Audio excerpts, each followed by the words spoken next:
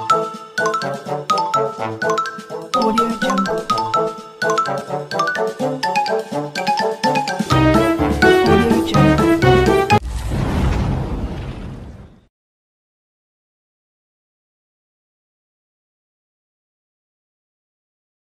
કેમ છો બધા મજામાં ને?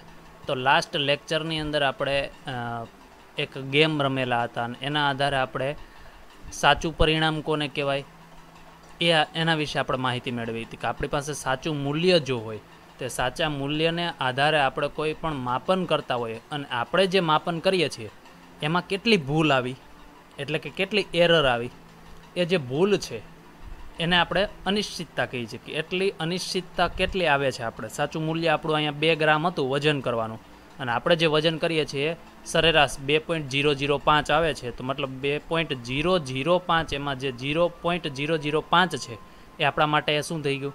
અનિશ્ચિતતા થઈ ગયું. એમાં જે 0.005નો વધારો પણ હોઈ શકે અથવા તો એ ઘટાડો પણ હોઈ શકે. આવું ઘણી વખતે 0.001નો વધારો અથવા તો ઘટાડો હોઈ શકે, જે આપણા માટે શું તો કે પ્લસ ઓર માઇનસ એટલે કે કાં તો વધારો હોય ને કાં ઘટાડો હોય, એ આપણી અનિશ્ચિતતા કહેવાય. અને જે વધારો ઘટાડો છે એનું જે મૂલ્ય છે એ 0.005 આપણા માટે અત્યારે છે, કદાચ એ 0.002 હોઈ શકે, 0.003 હોઈ શકે. તો એ જે મૂલ્ય છે એને અનિશ્ચિત મૂલ્ય કહેવાય, બરાબર છે.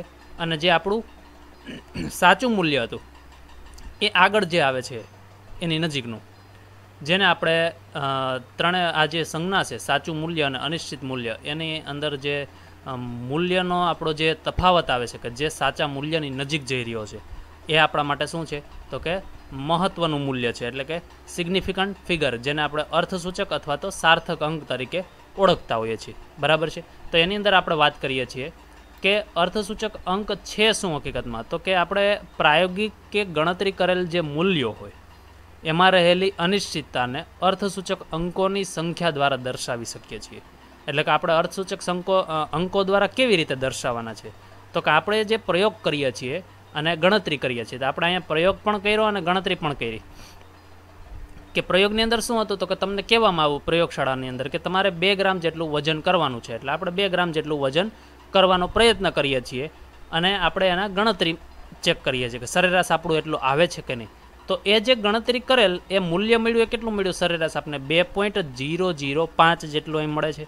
અને એમાં જે અનિશ્ચિતતા છે એ જે છે એ કેટલી છે તો કે 0.005 જેટલી અનિશ્ચિતતા છે, જે શું તો કે અર્થસૂચક અંકોની સંખ્યા દ્વારા આપણે એને દર્શાવતા હોઈએ છીએ, બરાબર છે.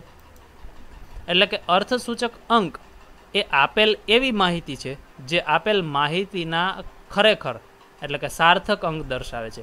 એટલે કે અહીંયા જે અર્થસૂચક અંકો જે છે આપણે જે દર્શાવવાના છીએ એ એવી માહિતી છે કે જે આપણા સાચા મૂલ્યની નજીક હોય છે, કે જેની અંદર આપણે શું હોય તો કે ખરેખર એટલે કે સાર્થક રીતે કે જે કહેવાય ને કે મહત્ત્વના જે આપણા માટે અંકો છે એ અંકો એ ધ્યાનમાં લેવાના છે આપણે, બરાબર છે. તો આ તો સિમ્પલ આપણી બુકની માહિતી જે હતી એ આપણે અહીંયા આપી. હવે જે આપણે વાત કરવાના છીએ અહીંયા કે આ અર્થસૂચક અંકો છે, તો આપણે કીધું ને કે એને આપણે દર્શાવવા પડે, કે એને અર્થસૂચક અંકોની સંખ્યા દ્વારા આપણે એને દર્શાવી શકીએ. તો કેવી રીતે દર્શાવી શકાય એ અંકોને? તો એના માટેના અમુક નિયમો છે, એ નિયમોને આપણે અહીંયા આ લેક્ચરની અંદર આજે સમજવાના છીએ, બરાબર છે. તો હવે એ નિયમો આપણે જોવા જઈ રહ્યા છીએ, અર્થસૂચક અંકો માટેની ગણતરીના નિયમો, બરાબર છે. ઓકે, તો એની અંદર સૌપ્રથમ નિયમ જે છે એની વાત કરીએ છીએ. ઓકે, તો એમાં પ્રથમ જે નિયમ છે એ છે બધા જ શૂન્ય સિવાયના અંક અર્થસૂચક છે. તમે અહીં જોઈ શકો છો નિયમને, કે એવો નિયમ છે આ કે જેની અંદર શૂન્ય સિવાયના જેટલા પણ અંક હોય એ દરેક અંક આપણા માટે શું છે તો કે અર્થસૂચક અંક છે. ઉદાહરણ તરીકે તમને આવું આપવામાં આવે 285 સેન્ટીમીટર છે. ઓકે, તો 285 સેન્ટીમીટર છે, તો આમાં 3 અંક આવ્યા, 2, 8 અને 5, બરાબર છે. તો આ 3 અંકની અંદર ક્યાંય પણ તમને શૂન્ય જોવા મળશે નહીં. એટલે શૂન્ય સિવાયના જેટલા પણ અંકો હોય એ બધા આપણા માટે કેવા કહેવાય તો અર્થસૂચક અંક કહેવાય. એટલે ટોટલ કેટલા અંક થયા? 2, 8 અને 5, ટોટલ 3 અંક કહેવાય. એટલા માટે અર્થસૂચક અંક એની સંખ્યા કેટલી કહેવાય તો કે 3 સંખ્યા છે એવું કહી શકાય, બરાબર છે. એવી જ રીતે તમે બીજું ઉદાહરણ જોશો તો 0.25 ml એવું આપેલું છે. તો 0 તો ગણતરીમાં લેવાનો નથી, તો બાકી કેટલા રહ્યા? 2 અને 5. તો 2 અને 5 છે આપણા માટે અર્થસૂચક સંખ્યા, એટલે ટોટલ 2 અંક થયા, 2 અને 5. એટલા માટે એને 2 અંક કીધા આપણે, અર્થસૂચક અંક. એવી રીતે 9999 કિલોમીટર, એક પણ 0 નથી. ટોટલ જેટલા અંક છે એટલા ગણતરીમાં લેવા પડે આપણે, 1, 2, 3 અને 4. તો 4 એ 4 અર્થસૂચક અંક છે એવું કહી શકાય. આ પહેલો નિયમ છે, બહુ સરળ નિયમ છે. ખાલી તમારે એટલું જ ધ્યાન લેવાનું છે કે શૂન્યને ગણતરીમાં લેવાનો નથી. શૂન્ય સિવાયના જેટલા પણ છે અંકો, એ દરેક અંક એ અર્થસૂચક અંક છે આવું માનવાનું છે. ઓકે, નિયમ 2 તરફ જઈ રહ્યા છીએ. નિયમ 2 શું કહે છે? તો કે શૂન્ય સિવાયના અંકની આગળ ગમે તેટલા શૂન્ય મૂકવામાં આવે તે ક્યારેય અર્થસૂચક અંક હોતા નથી. તે શૂન્ય માત્ર દશાંશ ચિહ્નનું સ્થાન દર્શાવે છે. નિયમ વાંચો. હવે એના આધારે આપણે એક્ઝામ્પલને સાથે સાથે જોઈશું તો વધારે ખ્યાલ આવશે. પહેલાં તો શું છે, જો શરૂઆતમાં જોઈએ, શૂન્ય સિવાયના અંકોની આગળ. ઓકે, શૂન્ય સિવાયના અંક એટલે ઉદાહરણ જોઈએ છે પહેલું. આ 3 છે એ શૂન્ય સિવાયનો અંક કહેવાય કે નહીં? 3 ને શૂન્ય કહેવાય નહીં. ઓકે, તો એ અંકની આગળ તમે ગમે એટલા શૂન્ય મૂકી દો. આ 3ની આગળ હું અહીં ગમે તેટલા 0 મૂકું તો એ ક્યારેય અર્થસૂચક અંક તરીકે ગણતરીમાં લેવાના નથી. એટલે કે 0ને તમારે ગણતરીમાં લેવાનો નથી. ઇન શોર્ટ આવું કહેવા માગે છે. તો આ 0 છે એ મૂકું તો શું થાય? તો કે મારી પાસે 0.03 છે. ચલો એની આગળ હજી એક હું 0 મૂકી દઉં. આ 0.03 હતું એની જગ્યાએ 0.003 કરી દઉં તો મેં શું કર્યું અહીંયા? તો કે તમે અહીં જોઈ શકો છો, એક જ મિનિટ. ઓકે, 0.003 લખ્યું આપણે. તો શરૂઆતમાં પહેલાં કેટલું હતું? તો કે 0.03 છે, એની જગ્યાએ આપણે કેટલા? તો કે શૂન્યનો વધારો કર્યો. તો અહીંયા જેટલા પણ શૂન્યનો પોઈન્ટની આ બાજુ અને અર્થસૂચક અંક અથવા તો શૂન્ય સિવાયના અંક એની બે વચ્ચે તમે ગમે એટલા અહીંયા 0 મૂકો, આ જગ્યાએ તમે ગમે એટલા 0 મૂકો, પણ એને તમારે ગણતરીમાં લેવાના નથી. જે અહીંયા સંખ્યા છે એને જ ગણતરીમાં તમારે લેવાની છે. એટલે કે શૂન્ય સિવાયના જે અંકો છે એને જ ગણતરીમાં લેવાના છે. એટલે અહીંયા ખાલી એક 3 જ એવા છે જે શૂન્ય સિવાયનો અંક છે, એટલે કે અર્થસૂચક અંક કેટલા કહેવાય? 1. એવી જ રીતે અહીંયા પણ 3 જ છે, એટલે આનો પણ અર્થસૂચક અંક કેટલા કહેવાય? તો કે 1 જ કહેવાય. બરાબર છે. શૂન્ય ગમે તેટલા હોય, અહીંયા મેં એક શૂન્ય વધારી દીધો, આમાં એ 0 પોઈન્ટ પછી 0 એવું હતું, અહીંયા 0.00 કર્યું મેં. હવે 000 કરું, 4 0 કરું, 5 0 કરું, કોઈ જ ફરક પડે નહીં. આપણો તો આન્સર કેટલો રહે? 1 જ રહે. કારણ શું? તો કે એ શૂન્ય સિવાયના અંકની આગળ આપેલા છે. તો આ શૂન્ય શું દર્શાવે? હવે તમે અહીં જોઈ શકો કે આ પોઈન્ટ પછી 0 અને 3 છે. મતલબ આ જે પોઈન્ટ છે એ પાછળથી વિચારીએ, અહીંથી આ 3ની પાછળથી અહીંથી, તો આ પોઈન્ટ કેટલા સ્ટેપ પછી આવે? તો 1 અને 2 સ્ટેપ પછી આવે. બરાબર છે. એવી રીતે તમે અહીં વિચારો, આ પોઈન્ટ જો અહીંયા હોય તો એ કેટલા સ્ટેપ પછી આવે? તો 1, 2 અને 3 સ્ટેપ પછી આવે કે નહીં? એટલે એનો મતલબ શું થયો કે આ જે પોઈન્ટ આગળ જે આપણે પોઈન્ટ આપેલો છે એ શું છે આપણા માટે? તો કે દશાંશ ચિહ્ન કહેવાય. તો એનું સ્થાન બતાવે. તમે જેટલા શૂન્ય એ વધારે મૂકો એટલા સ્ટેપ આગળ આપને વધારે મળે. જો અહીં વચ્ચે 3 0 મૂક્યા હોત તમે, 0 પોઈન્ટ પછી 0 0 0 3, તો શું થાય? તો કે આનો અર્થસૂચક અંક તો 1 જ થાય. જવાબ તો આપણો 1 જ આવે. પણ જો આ પોઈન્ટ અહીંયા વિચારો તો 1 સ્ટેપ, 2 સ્ટેપ, 3 સ્ટેપ અને 4 સ્ટેપ. તો કેટલા સ્ટેપ પછી આપણે શૂન્ય આવશે? અહીંયા 4 સ્ટેપ પછી. અહીંયા કેટલા આવતા હતા? 3 સ્ટેપ પછી. બરાબર છે. એવી જ રીતે અહીંયા કેટલા આવતા હતા? તો કે 2 સ્ટેપ પછી આવતા હતા. એનો મતલબ શું થયો? જેટલા શૂન્યની સંખ્યા વધતી જાય એમ પોઈન્ટ છે એટલે કે દશાંશ ચિહ્ન છે એનું સ્થાન તમને ખબર પડતી જાય. ઓકે, નીચેનું બીજું એક્ઝામ્પલ જોઈએ છીએ. 0.00 પછી 23 આપ્યું છે. તો અહીંયા 23 જે છે એમાં 2 અંક, 2 અને 3. તો આ જે અંકો છે એ શૂન્ય સિવાયના છે, તો એને તમે ગણતરીમાં લઈ શકો, પણ એની આગળ ગમે તેટલા 0 હોય એને ગણતરીમાં લેવાય નહીં. એટલે 2 અને 3 ટોટલ 2 અંક કહેવાય, એટલે અર્થસૂચક અંક 2.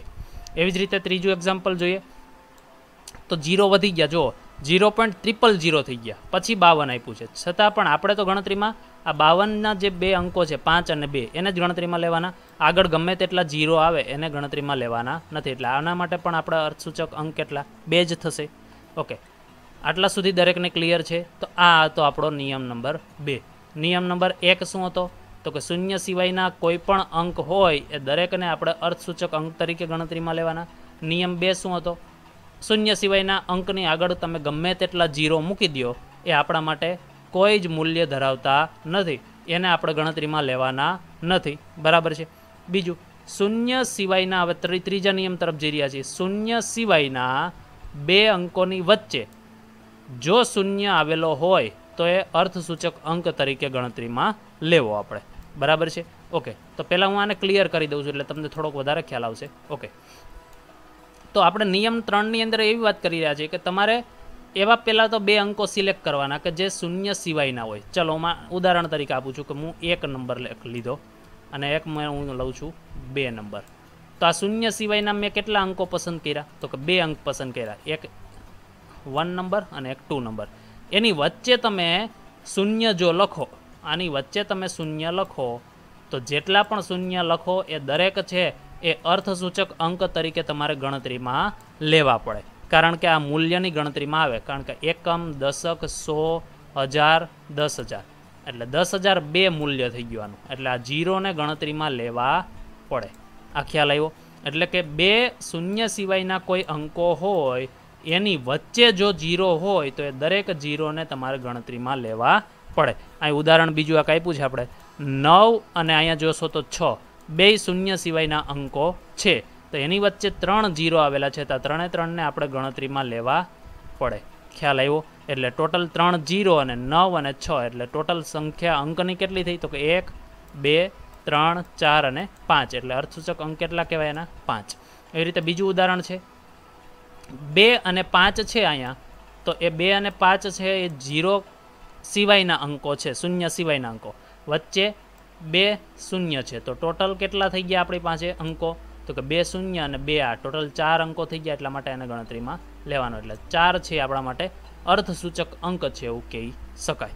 બરાબર છે. તો આ ત્રીજો નિયમ થયો. ત્રીજો નિયમ શું છે ફરી પાછું કહી દઉં છું કે તમારે શૂન્ય સિવાયના 2 અંકો હોય અને 2 અંકો જે છે એની વચ્ચે જો કોઈ શૂન્ય હોય તો એને ગણતરીમાં લેવો. એટલે અહીંયા શૂન્યને ધ્યાનમાં લઈને આ 3 નિયમો આપણે જોયા કે એક પહેલો નિયમ એવો હતો કે જેમાં શૂન્યને ધ્યાનમાં લેવાના નથી, એના સિવાયના જેટલા અંકો છે બધા અર્થસૂચક અંકો છે. બીજો નિયમમાં આપણે એવું જોયું કે અર્થસૂચક અંકો કોને કે ગણતરીમાં લેવા? તો કે જે શૂન્ય સિવાયના અંકો છે એની આગળ જો જીરો ગમે તેટલા હોય તેને ગણતરીમાં લેવા નહીં. બીજું ત્રીજા નિયમની અંદર આપણે શું જોયું? તો કે બે શૂન્ય સિવાયના અંકોની વચ્ચે જો કોઈ જીરો આવેલા હોય તો એ દરેકને આપણે ગણતરીમાં લેવાના છે. તો આ 3 નિયમો આપણે જોયા અને એના એક્ઝામ્પલ પણ જોયા. ત્યારબાદ હવે નેક્સ્ટ નિયમ જે છે નિયમ નંબર 4 એને આપણે અહીંયા જોવાના છીએ કે નિયમ નંબર 4ની અંદર શું છે પહેલાં તો. ઓકે, તો નિયમ નંબર 4 તમે જોશો જેની અંદર કહે છે કે જો કોઈ સંખ્યા અપૂર્ણાંક હોય એટલે કે પોઈન્ટવાળી સંખ્યા હોય અને તેમાં શૂન્ય સિવાયના અંક પછી શૂન્ય આવતો હોય તો તે અર્થસૂચક અંક છે. વાતને સમજો શું છે. જો કોઈ સંખ્યા અપૂર્ણાંક હોય એટલે શું? તો કે પોઈન્ટવાળી આવતી હોય. જેમ કે અહીં ઉદાહરણ તરીકે લઈએ 0 પોઈન્ટ, પોઈન્ટ આવી ગયોનો મતલબ એ અપૂર્ણાંકવાળી હશે. ચલો 0 પોઈન્ટ લખ્યું. હવે હું એમ કહું છું કે મારી પાસે ચલો 4 છે. બરાબર છે. તો નિયમ જોતા જાજો સાથે સાથે. જો કોઈ સંખ્યા અપૂર્ણાંક હોય એટલે 0.4 એટલે આપણા માટે અપૂર્ણાંક થઈ ગઈ. ઓકે, અને તેમાં શૂન્ય સિવાયના અંક, શૂન્ય સિવાયનો અંક છે કે નહીં? આ 4.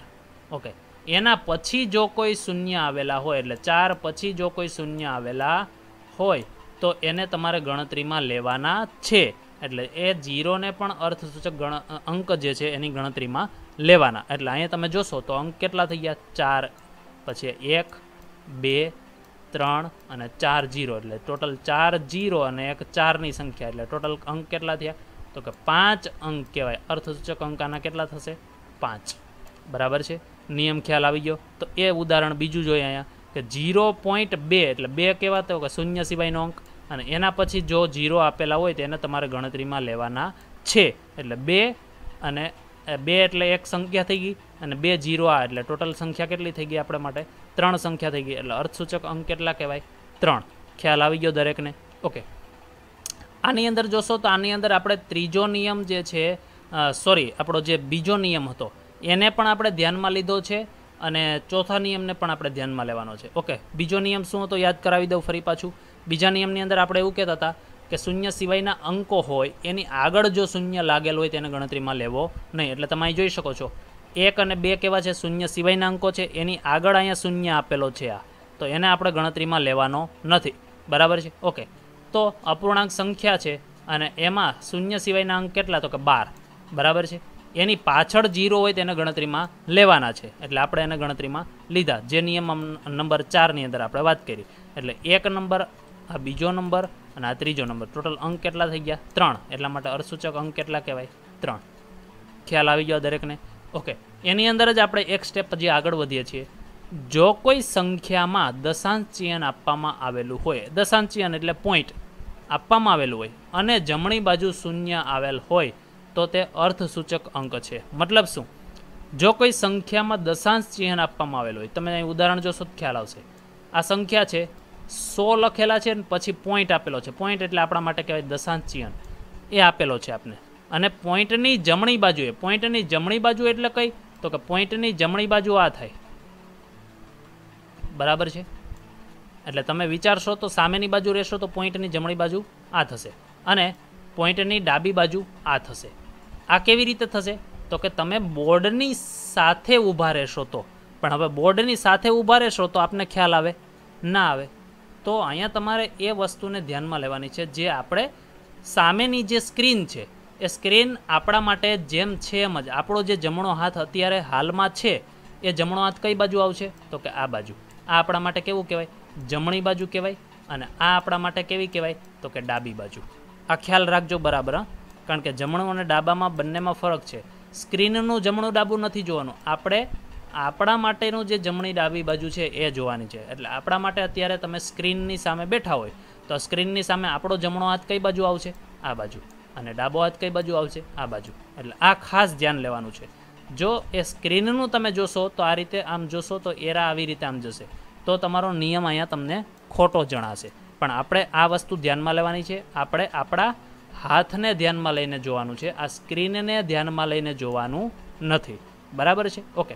હવે નિયમ જોઈએ છે. જો કોઈ સંખ્યામાં દશાંશ ચિહ્ન આપેલું હોય, ચલો અહીં જોઈ શકો છો, આપણે અહીં દશાંશ ચિહ્ન આપ્યું એટલે પોઈન્ટ આપેલો છે. ઓકે. જમણી બાજુ જો શૂન્ય આવેલ હોય દશાંશ ચિહ્ન પછી, તો એ અર્થસૂચક અંક છે. હવે આ દશાંશ ચિહ્ન પછી આપણી જમણી બાજુ કઈ થઈ? તો કે આ થઈ કે નહીં? એટલે આ બાજુ જોવાનું. અહીંયા કેટલા 0 આપેલા છે? તો કે 1 0 આપેલો છે, તો એને આપણે ગણતરીમાં લેવાનો છે. તો એ અર્થસૂચક અંક છે એવું કીધું છે, એટલે એને ગણતરીમાં લેવાનો. બરાબર છે? આ ખ્યાલ આવી ગયો? ઓકે. પહેલાં હું આ ક્લિયર કરી દઉં એટલે તમને થોડુંક વધારે ખ્યાલ આવશે. ઓકે. તો એ જમણી બાજુ, આ પોઈન્ટની જમણી બાજુ કેટલા 0? તો કે 1 0 છે. તો ટોટલ એ અંક કેટલા થયા? તો કે 1, પછી 2, 3 અને 4. તો અર્થસૂચક અંક કેટલા લખાય? 4. એવી રીતે તમે પોઈન્ટ આ જોશો તો પોઈન્ટની જમણી બાજુ એટલે આ થશે હવે આપણા માટે. ઓકે. તો કેટલા અંકો થયા? 1 અને 2. એટલે અર્થસૂચક અંક કેટલા? 2. પોઈન્ટની આ બાજુ કેટલા અંકો? 0, 1 અને 2. 2 0 આ અને 1 અંક આ, એટલે ટોટલ કેટલા અંક થઈ ગયા આપણા માટે? 3 અંક થઈ ગયા. એટલે અર્થસૂચક અંક કેટલા કહેવાય? 3 કહેવાય કે નહીં? ખ્યાલ આવી ગયો દરેકને? આ ઓકે. તો આ આપણો આ ચોથા નિયમનો પાર્ટ આપણા માટે આ એ ગણીએ, આ પાર્ટ બી થાય. હવે આપણે પાર્ટ સી તરફ જઈ રહ્યા છીએ. બરાબર છે? ચોથા નિયમનો પાર્ટ સી તરફ જોઈએ. ઓકે. જો કોઈ સંખ્યામાં દશાંશ ચિહ્ન આપવામાં આવેલું ન હોય, હવે ઉપરનો નિયમ પાર્ટ બી વાળો જોજે. કોઈ સંખ્યામાં દશાંશ ચિહ્ન આપવામાં આવેલું હોય, આમાં ન હોય એવું છે, તો શૂન્ય છે એ અર્થસૂચક અંક નથી. આ ખાસ ધ્યાનમાં લેજો.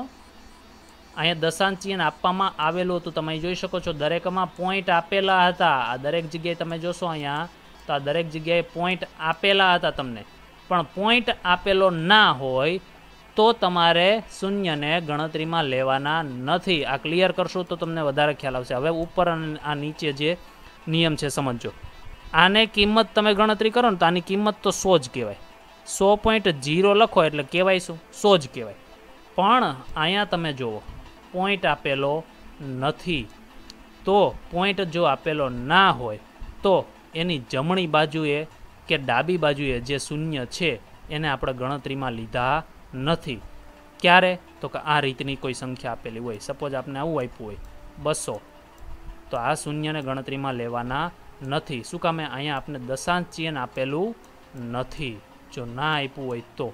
બરાબર છે? આ દશાંશ ચિહ્ન હોય તો તમારે આ નિયમ લાગુ પાડવો, જો ના આપેલું હોય તો તમારે આ નિયમ. એટલે આની અંદર અર્થસૂચક સંખ્યા હું ગણું, જો આવી રીતે મને આપેલું હોય, સમજજો બરાબર, 200.0, તો આ ટોટલ સંખ્યા 1, 2, 3 અને 4, તો આને મારે 4 અર્થસૂચક અંક છે એવું કહેવાય. પણ જો મને આવું આપ્યું હોય ખાલી 200, તો આની પાછળ પોઈન્ટ નથી, એટલે કે દશાંશ ચિહ્ન આપવામાં આવેલું ન હોય ત્યારે શૂન્યને ગણતરીમાં લેવાનો નથી, આવું કીધું. એટલે આ શૂન્યને ગણતરીમાં લેવાના નથી. તો કેટલી સંખ્યા વધી? ખાલી આ 2, એટલે એક મૂલ્ય જ વધ્યું, એટલે કહેવાય એક અંક વધ્યો, એટલે એક અર્થસૂચક અંક છે એવું કહેવાય. આ ખ્યાલ આવી ગયો દરેકને? ઓકે, તો અહીંયા આપણો જવાબ શું આવશે? 1 પછી 00, પણ પોઈન્ટ આપેલો નથી, એટલે એક જ જે આ છે એકને જ ગણતરીમાં લેવાનો, શૂન્યને લેવાના નથી, એટલે એક અર્થસૂચક અંક છે એવું કહેવાય. આવું શું કામે એ તમને અહીં મેં ઉદાહરણ આપીને પણ સમજાવ્યું છે કે આની અંદર તમે વિચારો તો 100 છે ને 100 ને બીજી રીતે લખવું શું લખાય? 1 ગુણ્યા 10 ની 2 ઘાત લખાય કે નહીં? કારણ કે 1ની પાછળ જેટલા 0 એટલી ઘાત કહેવાય. બરાબર છે? કોઈ સંખ્યા હોય, અંક હોય, એની પાછળ જેટલા 0 એટલી એની ઘાત લખી શકો. અહીંયા 0 2 છે તો 0 10ની કેટલી ઘાત લખાય? 2 ઘાત લખી દીધી. ઓકે, વૈધા કેટલા? ખાલી 1 વૈધા. આ 0 એટલે ઘાતમાં પરિવર્તન કરી દીધા આપણે, આ શીખવાડ્યું હતું. બરાબર છે? ઓકે, 1 છે અહીં લખી દીધું, એટલે 1 ગુણ્યા 10ની 2 ઘાત એટલે કેટલા કહેવાય? 100 જ કહેવાય. આ ખ્યાલ આવી ગયો પહેલાં તો? 1 ગુણ્યા 10ની 2 ઘાત એટલે કેટલા કહેવાય? 100 જ કહેવાય. ઓકે, તો એની અંદર તમે વિચારો તો અહીંયા 10ની 2 ઘાત છે ને, તો 2 ઘાતને ગણતરીમાં લેવામાં આવતી નથી. આના પછી આપણે જે નિયમો ભણશું એની અંદર આપણે વાત કરીશું કે જેટલા પણ ઘાતવાળા મૂલ્યો હોય એને આપણે અર્થસૂચક અંક તરીકે ગણતરીમાં લેવાના નથી. જે ઘાત સિવાયના અંકો છે એને જ આપણે ગણતરીમાં લેતા. એટલે ઘાત સિવાયના અંક કેટલા વધ્યા? અહીંયા 1 જ વધ્યો કે નહીં?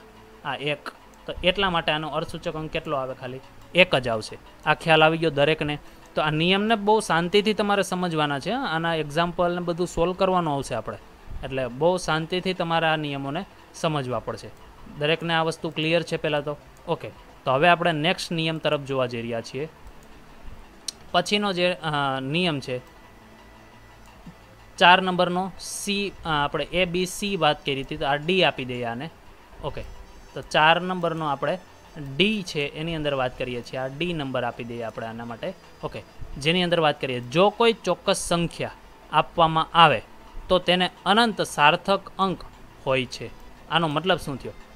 અને બીજું વાત કરીએ, તેની પાછળ દશાંશ ચિહ્ન મૂકીને શૂન્યની અનંત સંખ્યા તમે લખી શકો. નિયમ ઉદાહરણ દ્વારા સમજાવવું વધારે ખ્યાલ આવશે. ઉદાહરણ આપણે આપીએ છીએ અહીંયા કે તમારી પાસે સપોઝ 2 દડા આપેલા છે, તો આ 2 દડા છે એ તમારા માટે ફિક્સ થઈ ગયું. જો 2 સંખ્યા તો ઘણા માટે હોય. હું એમ કહું તમારી પાસે 2 પેન છે, 2 બેગ છે, 2 ચોકલેટ છે, તો 2 તો આપણા માટે ઘણું વસ્તુ છે, પણ એ ચોક્કસ થઈ ગયું. 2 દડા છે એ ચોક્કસ થઈ ગયું, 2 પેન છે ચોક્કસ થઈ ગયું, 2 ચોકલેટ છે ચોક્કસ થઈ ગયું. તે ચોક્કસ મૂલ્ય કહેવાય, ચોક્કસ સંખ્યા કહેવાય. બરાબર છે?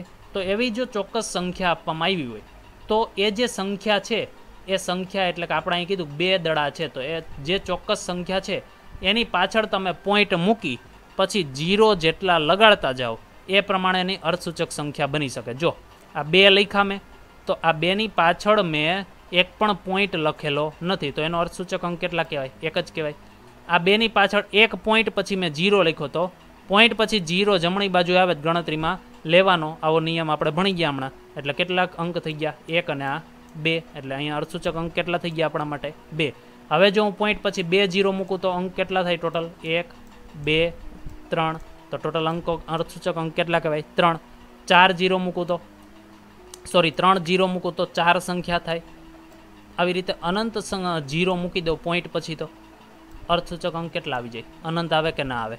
તો એટલા માટે અહીંયા તમારે એ વસ્તુ કહેવામાં આવી છે કે જો કોઈ ચોક્કસ સંખ્યા તમને આપેલી હોય, જેમ કે 2 દડા, 2 ચોકલેટ છે, 2 પેન છે, તો એ જે સંખ્યા આપી 2ની બદલે તમને 5 આપ્યું છે, ચલો 5 દડા આપ્યા છે, તો તમારે 5ની પાછળ પોઈન્ટ મૂકીને તમે જેટલા 0 લગાડો એટલી એની અર્થસૂચક અંક સંખ્યા જે છે એ બની શકે, અથવા તો અર્થસૂચક અંક બની શકે. એનો મતલબ શું થયો કે તમે જેટલા 0 લાઇનમાં લગાડતા જશો એ પ્રમાણે તમારો અર્થસૂચક અંકનો જવાબ આવશે. એટલે ચોક્કસ જો સંખ્યા આપેલી હોય તેના માટે અર્થસૂચક અંક કેટલો આપી દેવો? તમારે અનંત સુધી લખી શકો. બરાબર છે? જો તમને પર્ટિક્યુલર આપેલું હોય, તમને આવી જ કોઈ સંખ્યા આપેલી હોય, જેમ કે આ 2.000, તો તમે સીધું ડાયરેક્ટ કહી શકો કે એનો અર્થસૂચક અંક કેટલો? 4 છે. પણ તમને આવું આપેલું હોય ખાલી 2 દડા, તો એના માટે અનંત લખવું, કેમ કે એમાં તમે ગમે તેટલા 0 મૂકી શકો. આ ખ્યાલ આવી ગયો. તમને પર્ટિક્યુલર આવું આપવામાં આવે, ફરી પાછું કહું છું ક્લિયર કરીને, કે તમને પર્ટિક્યુલર એવું કહેવામાં આવે કે જેમ કે 2.0, તો એનો અર્થસૂચક અંક ફિક્સ થઈ ગયો, કેટલો? 2. પણ તમને એવું કહેવામાં આવે કે 2 દડા, તો એ ફિક્સ ના કહેવાય, એની પાછળ તમે ગમે તેટલા આવી રીતે 0 મૂકી શકો. એટલે એનો જવાબ તો હંમેશા કેટલો આવે? તો કે એનો જવાબ તો હંમેશા અનંત જ આવે. ખ્યાલ આવી ગયો. ચોક્કસ સંખ્યા આપી દીધી તો એનો જવાબ તમારે અનંત લખવાનો, પણ આ રીતે સંખ્યા કોઈ આપી દીધી તો એનો જવાબ તમારે આ રીતે આપવો પડે, નીચે આપેલા પ્રમાણે. ક્લિયર છે આટલું? ઓકે. નિયમ નંબર 5 તરફ જઈ રહ્યા છીએ. નિયમ નંબર 5 શું કહે છે જોઈએ છીએ. ચલો. ઓકે. જ્યારે કોઈ અંકને વૈજ્ઞાનિક સંકેતમાં લખવામાં આવે છે, એટલે કે વૈજ્ઞાનિક સંકેત હવે ખ્યાલ આવે જ બધાને, એક અંક પછી પોઈન્ટ મૂકવાનો હતો નિયમ. ઓકે. ત્યારે જે ઘાત છે એ દર્શાવીએ છીએ, એના સિવાયના બધા અંકો અર્થસૂચક અંક છે. એટલે ઘાતને ગણતરીમાં લેવાની નથી. મેં હમણાં જ અહીંયા ચોથો નિયમ જે ભણતા હતા ત્યારે વાત કરી હતી કે 100 હોય તો 100 ને આપણે કેવી રીતે લખતા હોય, તો કે 100 છે એમાં 0 કેટલા? 2, એટલે 10ની 2 ઘાત પહેલાં તો લખી શકો, એને ગુણ્યા તમે 1 કરી શકો આવું. એટલે આમાં જે અર્થસૂચક અંક છે ખાલી આ એકને જ ગણતરીમાં લેવામાં આવે, 10ની 2 ઘાતની ગણતરીમાં લેવામાં આવે નહીં. એટલે ઘાતને ગણતરીમાં લેવામાં નથી આવતું, ટૂંકમાં આ ખ્યાલ રાખવાનો છે. તો તમે અહીં વૈજ્ઞાનિક સંકેત જોઈ શકો છો, 4.01 છે. વૈજ્ઞાનિક સંકેતના નિયમ પ્રમાણે જ છે. એક અંક પછી પોઈન્ટ છે, તમે જોઈ શકો 4 પછી જ પોઈન્ટ છે. તો અહીં ઘાતને ગણતરીમાં લેવાની નથી, એટલે ઘાત તો કેન્સલ થઈ ગઈ. કેટલા અંક વધ્યા? તો કે 4, 0 અને 1. ટોટલ કેટલા થયા? 1, 2 અને 3. તો 1, આ 2 અને આ 3, આ જે 3 છે એ આપણા માટે શું થઈ ગયા? અર્થસૂચક અંક. એવી રીતે તમે અહીં વિચારો, 8 પછી પોઈન્ટ છે કે નહીં, તો 1 અંક પછી પોઈન્ટ થઈ ગયો, એટલે વૈજ્ઞાનિક સંકેત પ્રમાણે થઈ ગયું પહેલાં તો. ઓકે. ઘાતને ગણતરીમાં લેવાની નથી, દરેકને ખ્યાલ છે. તો અહીં કેટલા અંકો થયા? 1, 2, 3, 4. તો આપણા માટે અર્થસૂચક અંક કેટલા આવ્યા? 4. અહીંયા વિચારો, ઘાતને તો પહેલાં ગણતરીમાં લેવાની છે જ નહીં. 1 અંક પછી પોઈન્ટ છે કે નહીં? ચલો છે. ઓકે. 1 અંક, 2, 3 અને 4. ટોટલ કેટલા અંકો થયા? અહીંયા 4 મળ્યા આપને. અર્થસૂચક અંક કેટલા આવશે આપણા માટે? 4 આવશે. આ દરેકને આ ખ્યાલ આવ્યો. તો આ હતો આપણો 5મો નિયમ. તો આ જે 5 નિયમો છે એ અર્થસૂચક અંકો માટેના જે નિયમો આપણે જે જવાબ લઈ આવતા હોય એની અંદર આપણે ધ્યાનમાં લેવાના હોય એ નિયમો હતા. હવે આગળ જે આપણે નેક્સ્ટ લેક્ચરની અંદર ભણવાના છીએ એ સરવાળા છે, બાદબાકી છે, એની અંદર આપણે આ જે અર્થસૂચક અંકો છે એના નિયમો કેવી રીતે લાગુ પાડવામાં આવે, એની અંદર તમારે શું શું વસ્તુનું ધ્યાન રાખવું પડે એના વિશે આપણે આગળ વાત કરીશું. અને ત્યારબાદ એની અંદર આપણે અમુક જે એક્ઝામ્પલ છે એ સોલ્વ કરીશું. બરાબર છે? તો આજે આપણે આટલા સુધી રાખીએ છીએ. આટલા સુધીના જે 5 નિયમો છે જેમાં કોઈ પણ વિદ્યાર્થીને કશો ખ્યાલ ના આવ્યો હોય તો તમે મને પૂછી શકો છો. બરાબર છે? ઓકે. તો આટલા સુધી આજે રાખીએ છીએ. નમસ્કાર મિત્રો.